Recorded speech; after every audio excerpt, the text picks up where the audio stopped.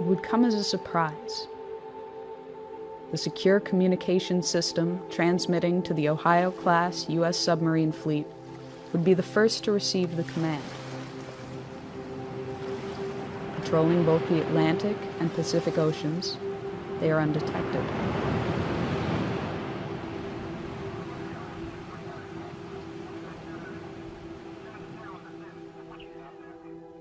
"14 of the 18 warships are equipped with 24 Trident missiles each, Trident 1s and Trident 2s. The remaining 4 are armed with 154 Tomahawk cruise missiles, which can be outfitted with nuclear warheads. The fleet as a whole represents half of the United States' strategic thermonuclear capability. A single Trident II missile is equipped with up to 8 nuclear warheads aboard a multiple independently targetable reentry vehicle, or MIRV. A single W-88 warhead delivers the equivalent of 475 kilotons of TNT. In the case of a full deployment, the United States could unleash over 400 such missiles with between 6 and 8 warheads each.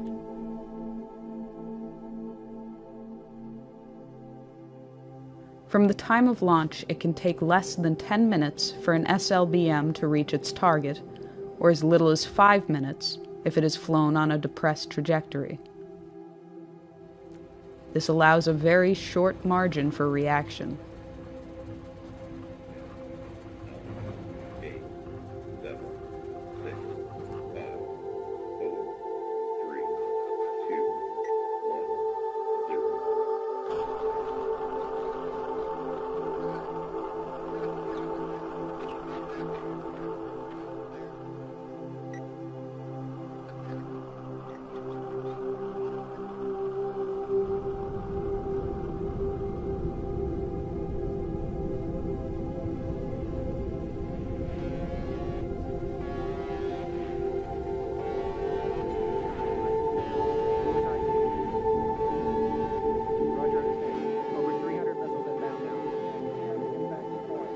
Early warning radar systems in Russia, China, and elsewhere immediately detect the missile plume. They can determine the trajectory and intended target of the missiles. Minutes fracture into seconds. This is not a test. This is not scheduled.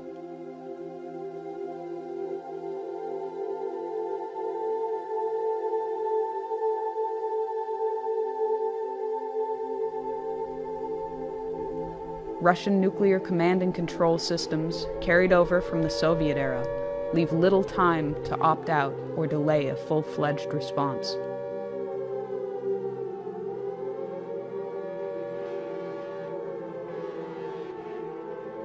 Within 50 seconds, the missile has peaked above the Earth's atmosphere. It reaches its top speed. The engine drops off. The bus releases multiple warheads as well as decoys. The radar systems on the ground are overwhelmed and unable to differentiate the two when they are in post-boost phase. Re-entering the atmosphere, the decoys burn off, and the warheads enter their terminal phase.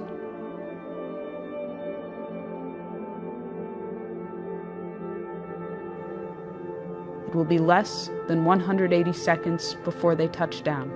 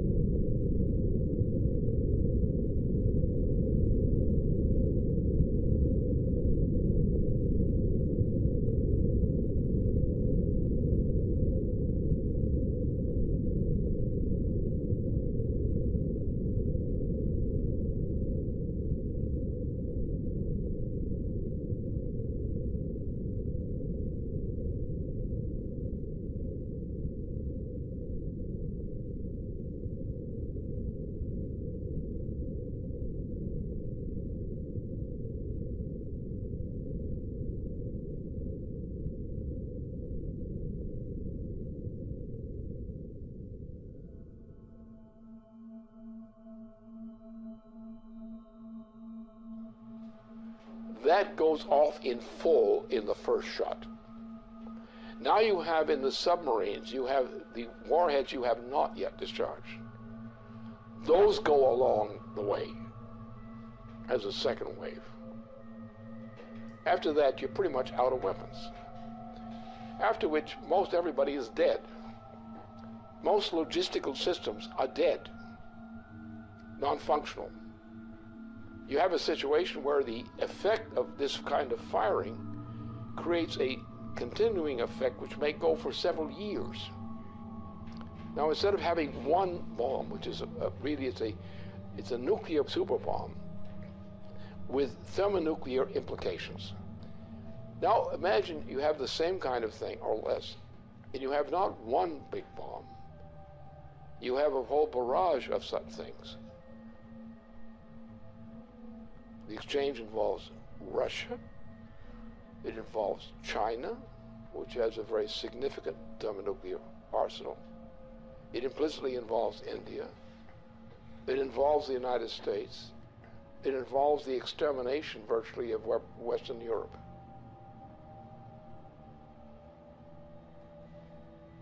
And this is what Obama represents. It's what he's intended.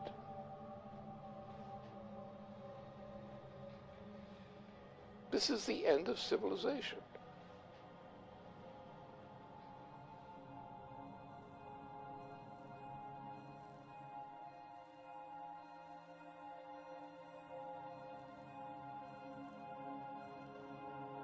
The flash was unimaginably bright. As the rain fell, the wind grew stronger and stronger, and suddenly, probably because of the tremendous convection set up by the blazing city, a whirlwind ripped through the park.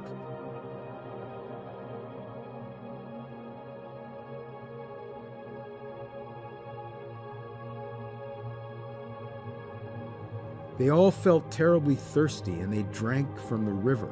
At once they were nauseated and began vomiting, and they retched the whole day. Others were also nauseated, probably because of the strong odor of ionization and electric smell given off by the bomb's fission.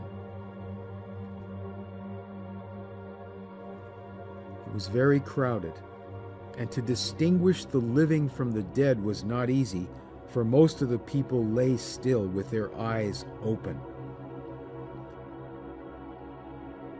You reached down and took a woman by the hands, but her skin slipped off in huge glove-like pieces. Those who had their faces upturned when the bomb went off, they were all in exactly the same nightmarish state. Their faces were wholly burned. Their eye sockets were hollow. The fluid from their melted eyes had run down their cheeks. Their mouths were mere swollen, pus-covered wounds, which they could not bear to stretch enough to admit the spout of a teapot.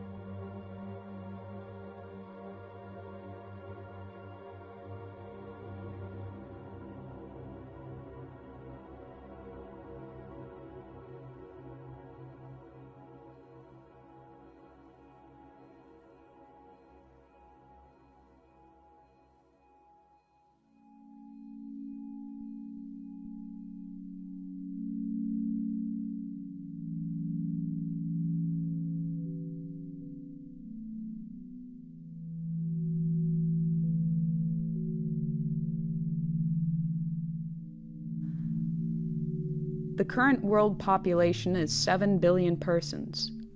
The current global nuclear arsenal is approximately 5,000 megatons.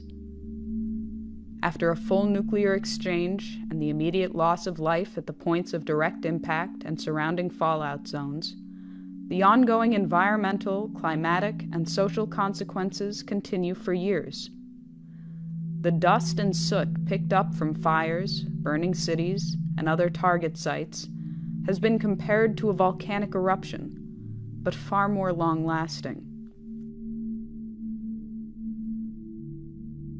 A regional nuclear conflict, employing only 0.3% of the global nuclear arsenal, would potentially result in 1 to 5 million metric tons of black carbon that would be spewed into the Earth's atmosphere.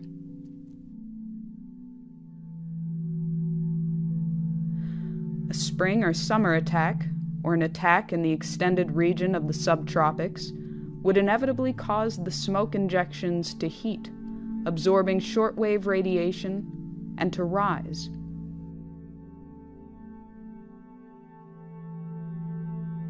Within a week, what is not washed out immediately in black rain has risen through the troposphere and into the upper stratosphere, where it will remain for many years.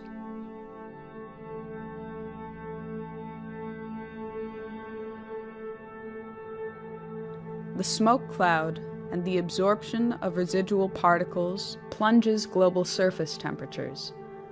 While a regional nuclear exchange could result in global surface temperatures decreasing by 2 degrees Celsius, a large-scale nuclear conflict could alter these temperatures by -7 degrees or more.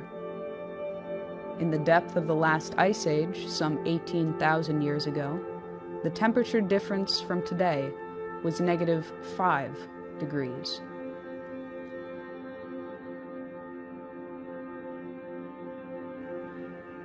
Famine for billions of people far from the target zones would be the result of a -2 degree change.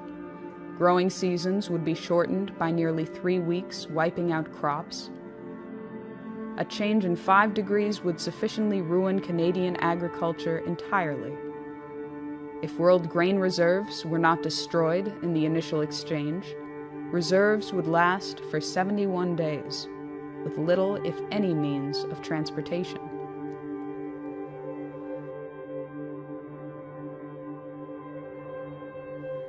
The global hydrological cycle would be disrupted due to the rapid climate change, and global precipitation would likely drop by 45%. The total integrated dose of radiation to living things could reach up to half the level of lethality for human beings, even in regions of the world outside the war latitudes. If nuclear installations were targeted, including plants, fuel cycle installations, and waste dumps, and nuclear materials were vaporized, it would create a very long-lasting impact on survivors.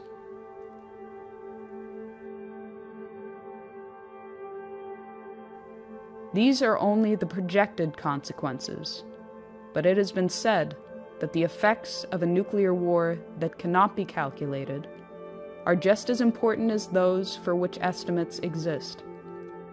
Both, however, are subject to very large uncertainties. These estimated consequences have, so far, survived the scrutiny of scientists in the East and West for the past 30 years.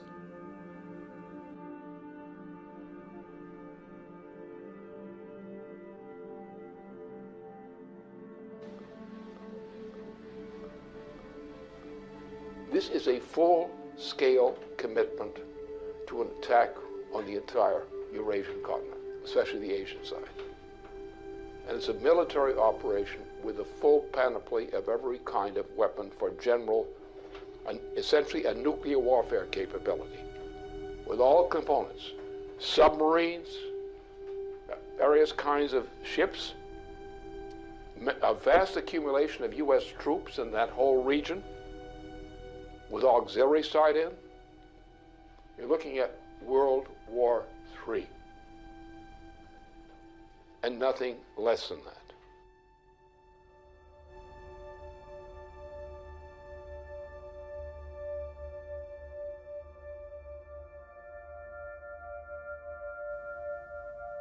In the period of late 2011, U.S. President Barack Obama inaugurated a Pacific Century, or a Pacific Pivot, which expands U.S. military presence in the naval theaters of the Pacific and Indian Oceans.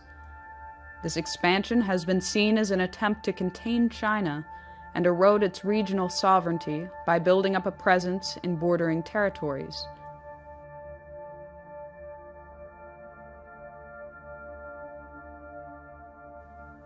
Barack Obama's rebalance to the Pacific includes plans that would take effect over the coming years to station 4 littoral combat ships in Singapore, to obtain increased U.S. access to the Australian naval base at Perth, and increase troop levels at Darwin to 2,500 troops. There are also plans to expand troops in South Korea to 28,500, to expand troop presence in Guam, the Philippines, Japan, and to maintain the forward deployment of U.S. aircraft carriers in that theater. China has responded to increased U.S. presence in the Pacific with the Area Denial Anti-Access Strategy, Chinese military measures to keep adversaries out of strategic territory bordering their country, in particular the East China Sea. In addition, the Pacific Strategy also includes a missile defense shield, which would be on the soil of South Korea, Japan, and Australia, targeting Asia and the Middle East. As a response to what was seen as an Asia-Pacific arms race, Chinese press indicated that to improve its security, China would upgrade its nuclear weapon capability. They would also develop offensive nuclear-powered submarines with ballistic missile capabilities sufficient to break the interception capability of the U.S. missile defense system. In the spring of 2012, there was further warning that an overarching missile defense system would force China to change its long-held nuclear policy, that China would revisit its policy of no first use and, if threatened, would consider an offensive nuclear strike.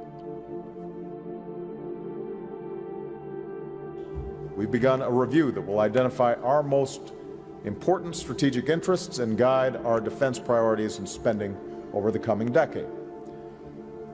So here's what this region must know.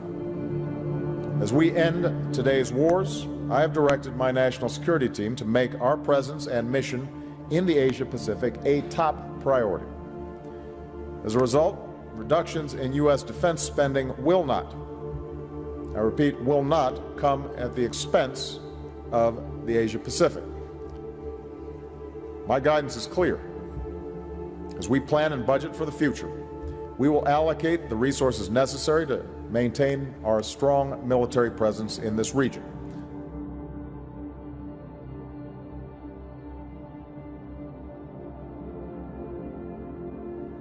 Since the 2009 inauguration of the Obama administration, plans for the European phased adaptive approach have continued and escalated in spite of Russian offers of a joint ABM system. In May 2012, NATO announced that Phase 1 of that system was operational.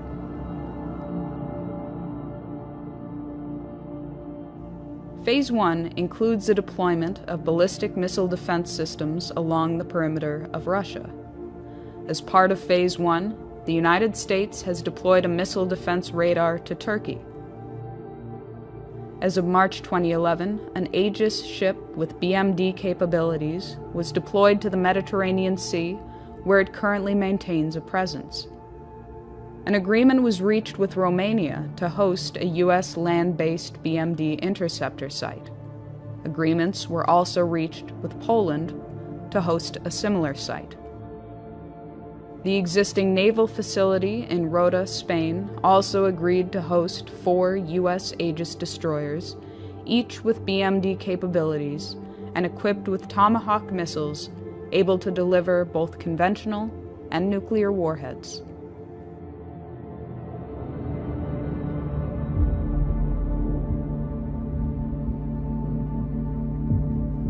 Responding to the inauguration of Phase 1, Chief of the General Staff of the Russian Armed Forces, General Nikolai Makarov, warned that while a joint U.S.-Russia development of a BMD system was an option that should be pursued, the continued buildup of a BMD system on Russia's border was seen as a threat to Russian security and a provocation.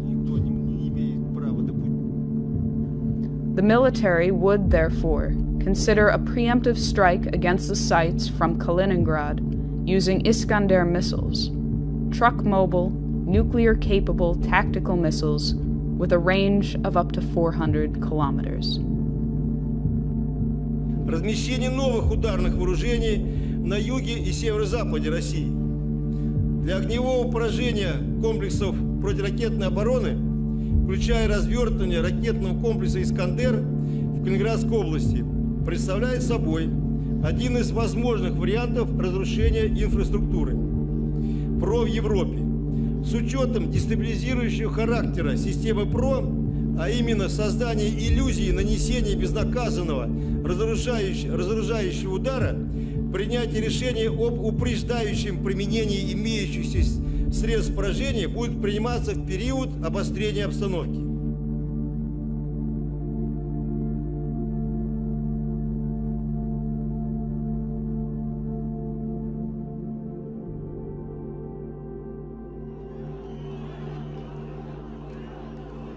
It was demonstrated at Brussels early in February 2012 that while Russia and China abstained from giving their support to UN Resolution 1973, they would forcefully draw the line on Syria and implicitly on Iran. That future interventions or regime change operations in violation of the United Nations' professed commitment to defend the sovereignty of all independent states would no longer be tolerated and would be countered by force if necessary.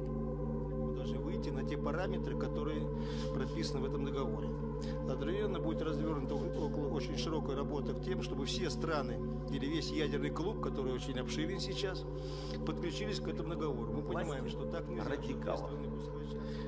Я уже не говорю, что в какой-нибудь момент такие действия, которые подрывают государственный суверенитет, могут закончиться вполне себе такой полноценной региональной войной.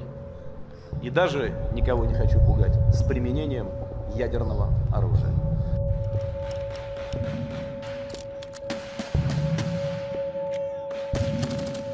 In a speech before the 18th General Assembly of the United Nations, President John Kennedy warned even little wars are dangerous in a nuclear world. Today it has been through the hardline preventive actions taken by the U.S. Joint Chiefs of Staff and the Russian military and political leadership that have held back the tides of a threatened international conflict. Simultaneous with these delays, the economic conditions in the transatlantic have deteriorated to the point of imminent breakdown, while the Eurasian region has enjoyed relative prosperity in comparison.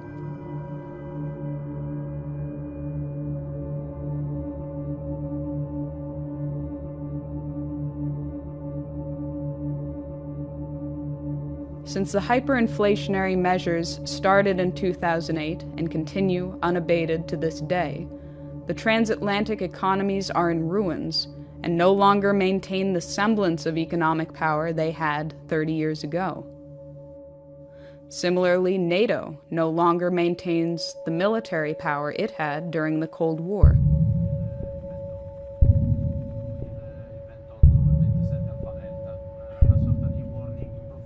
Only the United Kingdom, France, and the United States, among the NATO countries, maintain their own nuclear arsenal. France is believed to have a nuclear stockpile of 300 warheads, and Britain maintains a stockpile of 225 with 160 active nuclear warheads. Britain, France, and the United States, after their cooperative mission to eliminate the Libyan head of state, are currently the most emphatic to end the regime of Bashar al-Assad in Syria, despite the line drawn by Russia. This enthusiasm from the West has taken the form of openly arming barbaric opposition groups. They've claimed the right to enforce humanitarian intervention policies of the type championed by Iraq War architect Tony Blair. And from the United States, President Obama is escalating the propaganda campaign to establish the pretext for a full-fledged U.S.-led military intervention into Syria and beyond. That a red line for us is we start seeing a whole bunch of chemical weapons moving around or being utilized. That would change my calculus. That would change my equation. If world war were the intention, a Middle East attack would immediately engage the world powers of Russia and China. Inevitably, the United States would employ the greatest assets of its nuclear arsenal. The trajectory of a ballistic missile launched from the Pacific Ocean or Atlantic Ocean, the normal patrol areas of the Ohio-class submarine, would most likely cross China or Russia, assuming the target to be somewhere in the Middle East or Asia in general. This has two significant implications. First, the U.S. would have to inform Russia or China of its intentions prior to initiating a strike from a submarine, if either of those two nations was not the intended target, which blunts the effectiveness of the strike. Second, the launch acts as a datum for the submarine itself. If the launch platform is also carrying nuclear weapons, the effect of launching a missile makes the entire submarine and its nuclear payload more vulnerable. Assuming that other nations have been informed of an intention to launch a strike from a ballistic missile submarine, this may afford a nation an opportunity to actually destroy the submarine. For these two reasons, it is unlikely that any U.S. president will execute a non-nuclear strike from an Ohio-class submarine on strategic deterrent patrol.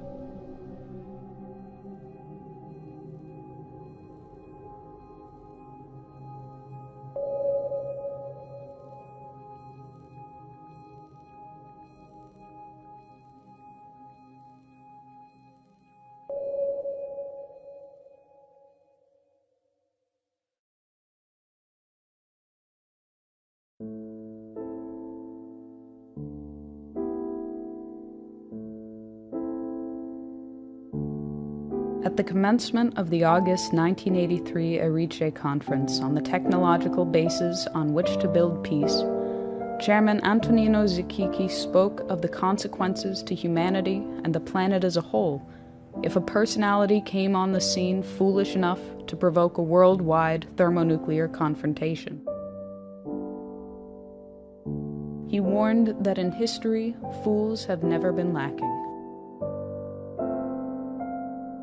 Sooner or later, in 10, 20, or maybe 100 years, a fool will come forth. When the fool appears on the scene, mankind will find itself with hundreds of millions of dead, with the ozone layer destroyed by 50%, with the average temperature of the planet lowered by at least 7 degrees. With an enormous amount of radioactivity about, and with mountains of ashes instead of the vast treasures accumulated in centuries of laborious and intelligent activity in all parts of the world. When dealing at the level of thermonuclear war, these decisions ultimately fall to the personalities of the heads of state involved.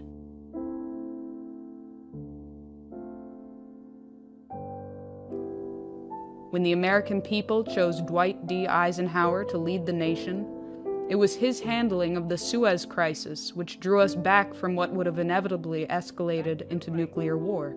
Is the language of atomic warfare. When the American people selected John F. Kennedy to be commander-in-chief, it was his commitment to survival and progress and peace that guided his hand in dealing with Soviet Premier Nikita Khrushchev in Cuba, in Berlin, and in securing a nuclear test ban treaty.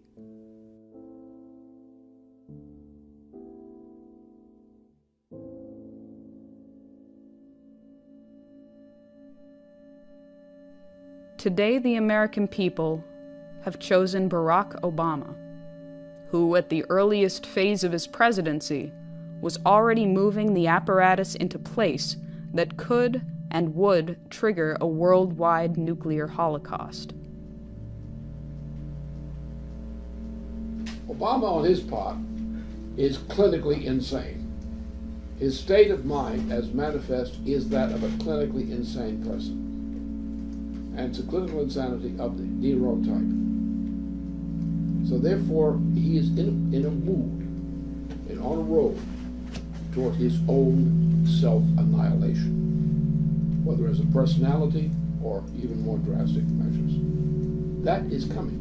This man is a type who's capable of suicide. This may be the first clear suicide case in the U.S. presidency. He's in the direction of getting there. Whether he actually gets there, the fact remains he's now developing rapidly in that direction.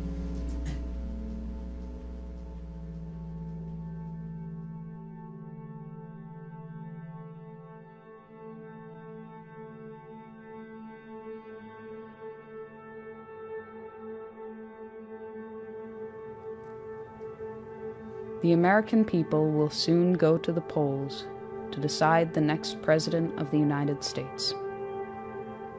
Recent estimates and reports indicate that the United States military, in particular the U.S. naval capability, will be at its peak deployment capacity in the coming months before elements are retired, phased out, or cut from the budget.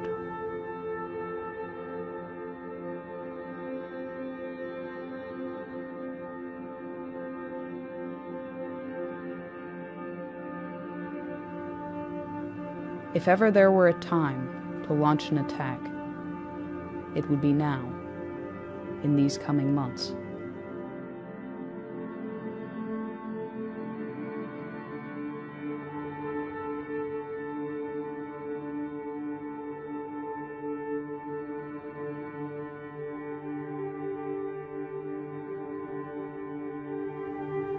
If ever there were a time to prevent such an attack, it would be now, before the consequences of the November 6 election.